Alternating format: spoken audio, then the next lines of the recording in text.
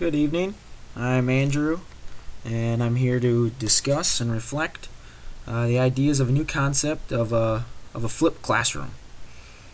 Um, in our module, we read over a few articles and watched a few videos on the flipped classroom. I thought it presented the concept very well, and it was very clearly stated of ideas and how to go about doing that. I also enjoyed the backyard example of a successful flipped classroom in the Byron High School. As we watched the YouTube video on that, and kind of gave good examples of something that has worked close to home. I also liked I really would have liked to see additional examples in additional subjects, like English or science or social studies or geography. Something like that would have been really good to see, because I have read that it does work in mathematics, and Japanese have been using it for years. So I would have liked to see a different subject that it's worked in. Some of the most insightful areas of the articles that I thought was the Byron example, where they gave the top 10 reasons to flip the classroom. They kind of, they weren't guessing on how it was gonna turn out. They actually knew. They had perspective, and they gave their experiences, and they shared their experiences in that article of some of the good things that came about. I believe they focused heavily on the good outcomes, and not so much on the negative, the struggles, and stuff that they needed to correct. But I feel like it was a little biased on that standpoint. Other than that, I thought it was a fairly good article. I think that flipping, one thing that really stood out to me was that flipping can be done at your own pace. So like maybe the teacher can flip a few lessons at a time. He doesn't have to completely redo his curriculum. And I really think that's key to success, because it helps you gain experience in flipping a classroom, rather than just trying to do everything all at once and get overwhelmed and spread yourself too thin trying to redo the entire curriculum. Maybe just flip one lesson a year, or a couple lessons a semester, something like that. And then that will give you experience in how to better go about flipping your next lesson, because you'll know how that first lesson went. So I think that was really insightful as a way to look at it. I think even the one teacher said he flipped his entire classroom, and it was a complete disaster.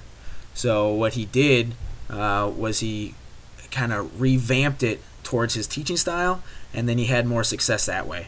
So I think it's really important to understand that it's an ongoing process, and not just something that can be a cookie cutter way to do it. It's not an exact science. All right. Things that are real positive aspects of flipping a classroom, at least that stood out for me, was the parents can get involved in the lectures. The one article mentioned that the parents were struggling with math concepts that they don't remember. Those parents could go in and view the lectures and get a good idea on how to help their child with some of the struggles that they are having as they're going through the units. Another nice thing is the students can view the lecture at their own pace. They can repeat parts of it, and kind of go at their own pace and really understand the concepts before moving on to the next concept. Another thing that's nice is if you collaborate with a bunch of teachers in that subject, the students are welcome to go take a look at somebody else's lecture and maybe get a different angle, help, maybe they would relate to that teacher better on some concept, and really have a better understanding if they see multiple people doing that. All right. The other thing that's positive is they are able to ask questions during their assignments. So that's kind of nice if they're having struggles, rather rather than being at home working on an assignment. If they're struggling with an assignment in class, the teacher's right there to help them out. Some of the things that I thought that really stood out against the flipped classroom is, me personally, I really need quiet time in order to do an assignment to really focus, and so I feel like that's going to be a struggle for students who don't really get quiet time to work on their assignment if they're supposed to be working on the assignment during class and then viewing the lecture at night. So I don't know, that to me that was a big drawback. Might not be for other people who are more social learners and like to collaborate and things of that nature, but just be aware that some students are going to struggle with that. Some students say that they feel like they're limited on the face-to-face time, and they're actually not seeing the teacher lecture. It's just kind of a distance aspect of it where they won't be able to ask questions during lecture. Obviously students might have questions during the assignment, but what if they have questions during lecture? You're not going to be able to address those.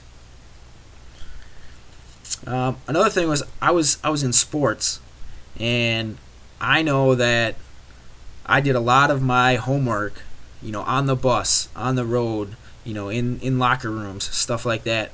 How are you going to be able to access, the internet or something like that?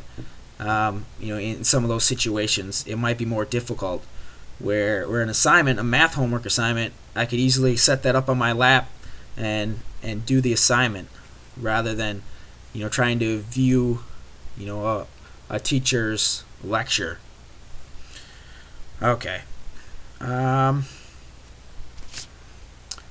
Let's see. Successful integration ideas. I definitely think you can't do it alone. If you're a teacher trying to flip your classroom, you have to have the support of the administration. You have to have the time to understand the new software and to make sure that you're supported by the IT and that they help you through everything. So I really think it's more of almost a department needs to make the decision to, hey, we're gonna flip this course, this whole subject area, rather than some lone wolf trying to do it all on his own. He's gonna burn himself out trying to do that. I think it's just a much better idea if you do it as a whole group and it's a big major decision rather than making waves as a personal teacher, be like, oh, this is the new way to do it, this is how it should be done. I feel like that'll bring up conflicts between you and your colleagues and administration and everyone else. So, definitely an idea to keep suggesting, and if you want to flip a few lessons on your own, but I don't think you should make the decision on your own and be like, hey, I'm going to flip this entire class because that's the way that everyone's doing it now. So that's just my personal opinion. I also think that the only way to be successful in flipping a class, the teachers have to be motivated in order to have success. So they have to be, they're going to have to want to be successful. If they don't want the program to succeed, it's not going to. If they want to say, hey, I want to go back to the old way I was teaching, how much effort are they really going to put into flipping a classroom?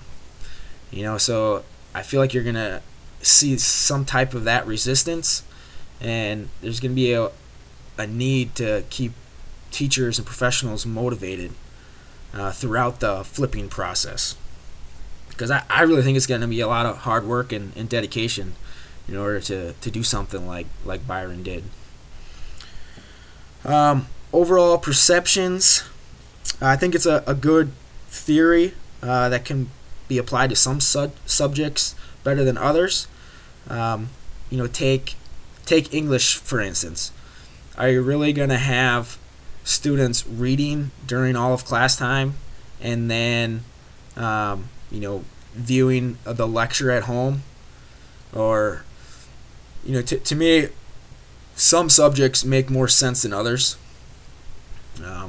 If you're trying to get across important concepts, there's something to be said for the teacher's ability to read students' faces, and if they can see that they're not getting it, like, the teacher can immediately change angles and try different ways in order for that student to understand.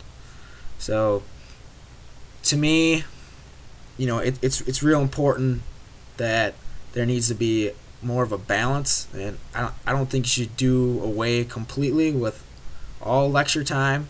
Maybe half and half, or it really depends on the subject, on how effective flipping a class would be, is in my opinion anyway.